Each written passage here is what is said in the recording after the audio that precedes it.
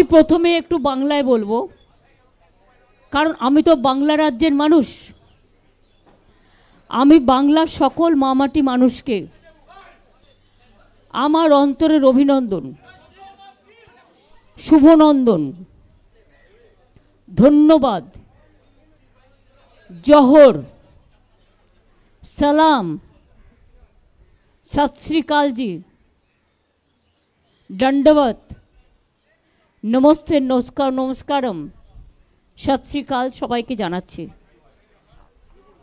আপনারাও প্রায় 3 মাস ধরে অনেকেই রাস্তায় ছিলেন, হয়তো টোটালটাই আমাদের বিপক্ষে আপনাদের করতে হয়েছে। এটা আপনাদের দোষ আমি দিই না, এটা আপনাদের মালিক পক্ষের দোষ। তা সত্ত্বেও আমি সাংবাদিকদের অভিনন্দন জানাই যে আপনাদের তো করতেই হবে, মালিক যেটা বলবে সেটা করবে। কিন্তু আজকে প্রমাণ হয়ে গেছে, এখনও 4-5টা জায়গায় জেনে রাখবেন, আমাদের বিজেপি অবজারভার জেতা সিটগুলোতেও সার্টিফিকেট দিচ্ছেন না। কন্টাইতে জেতার পরেও বিজেপি অবজারভার আটকে রেখে দিয়েছে সার্টিফিকেট বিজেপিকে জয়ী ঘোষণা করবার জন্য। এইভাবে নরেন্দ্র মোদী আরও কয়েকটা সিট, যেহেতু উনি মেজরিটি পাননি, এবং সবচেয়ে বড় কৃতিত্ব আজকে ভারতবর্ষের জনগণের, যে নরেন্দ্র মোদীকে সিঙ্গেল লার্জেস্ট পার্টি হিসেবে গুরুত্ব দেননি, বরঞ্চ বাংলার মানুষকে আমি অভিনন্দন জানাবো। 2/3 মেজরিটির ওপর বেশি আমরা যদি প্রত্যেকটা অ্যাসেম্বলি কাউন্ট করি, ভোট কাউন্ট করি, আমাদের ভোটের সংখ্যা অনেক বেড়েছে। ইভেন যেখানে আমরা হেরেছিও কম, 5,000, 7,000, 10,000 জোর করে হারানো হয়েছে। অবজারভাররা যদি রাজনীতি করে সেখানে আম রিয়েলি সরি, আরও 3-4টে সিট আমাদের পাওয়ার কথা আছে।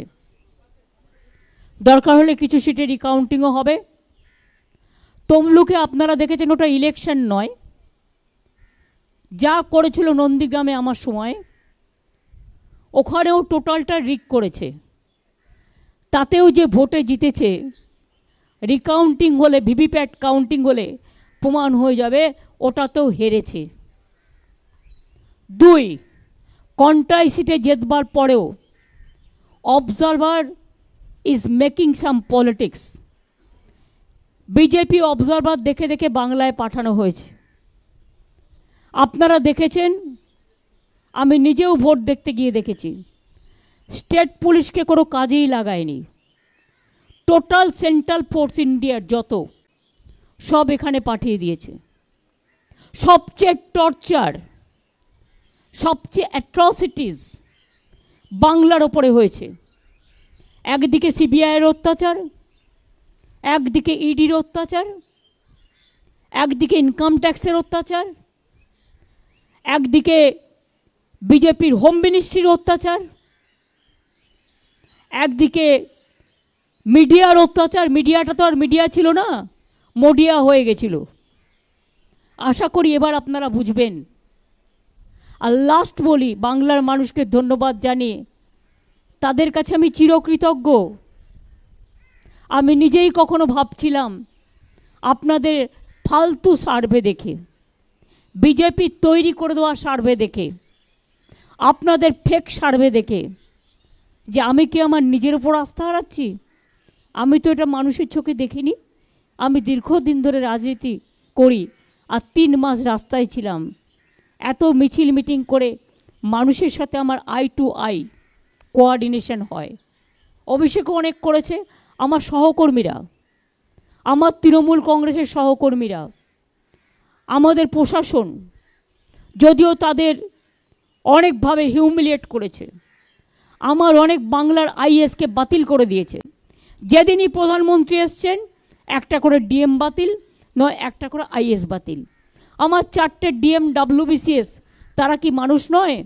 তাদের বাতিল করে দিয়েছে, আইসি বাতিল করে দিয়েছে। এখানে ইলেকশনটা টোটাল কন্ডাক্ট করেছে বিজেপির এক গদ্দার। সিবিআই কার হাতে? ইডি কার হাতে? এরপর পশ্চিমগুলো উঠবে। আমি খুশি একটা কারণে, একটা বাংলার মানুষের রায়ে। দ্বিতীয়ত হচ্ছে যে সন্দেশখালি নিয়ে এত অপপ্রচার কুৎসা আমার মা বোনেদের অসম্মান করেছে, সেই সন্দেশখালিতেও আমরা জিতেছি। এবং মনে রাখবেন, আমরা উত্তরবঙ্গেও ওদের নাকি হোম মিনিস্টার সকল, তার মেরুদণ্ড মানুষ ভেঙে দিয়েছে।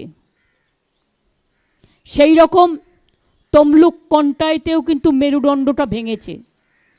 আমাদের আগে ভোটের রেজাল্ট থাকতো 2 লাখ, 2.5 লাখ, 3 লাখ। যেভাবে অবজারভারকে কাজে লাগিয়ে এসব করে বেড়াচ্ছে, এর বদলা আমরা নেব, রাজনৈতিক বদলা।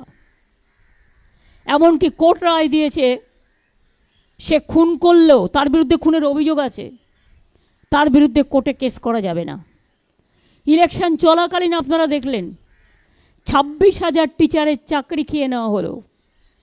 আমরা grateful to supreme court for their good justice.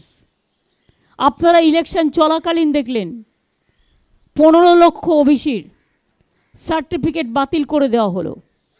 ইলেকশনের আগের দিন আমাদের অনেক ছেলে মেয়েকে সিবিআই নোটিশ পাঠিয়ে ভয় দেখানো হয়েছে, অনেককে ডেকে পাঠানো হয়েছে। একদিকে এনআইএ, একদিকে সিবিআই, একদিকে ইডি। কি নয়, আমি খুশি মোদিজি সিঙ্গেল লার্জেস্ট মেজরিটি পায়নি। উনি ক্রেডিবিলিটি লস করেছেন। ওনার ইমিডিয়েট প্রধানমন্ত্রী থেকে রেজিগনেশন দেওয়া উচিত, কারণ উনি বলেছিলেন ইসবার 400 পার। আমি কি বলেছিলাম আপনাদের? আমি বলেছিলাম 200 পার হবে কিনা দেখে রাখুন, কারণ কিছুটা হাতে রাখতে হয়। আমি বলেছিলাম পগার পার। এখন তাকে পায়ে ধরতে হচ্ছে টিডিপি, আর পায়ে ধরতে হচ্ছে নীতিশ। বাট এদের আমি খুব ভালো করে চিনি, এরা ইন্ডিয়াটাকে ভাঙতে পারবে না। বরঞ্চ যারা ওদের সাথে গেছে, ওদের অত্যাচার কতটা চলবে আমি জানি না। 2/3 মেজরিটি নেই, ইচ্ছা মতো আইন পাস আর পার্লামেন্টে হবে না।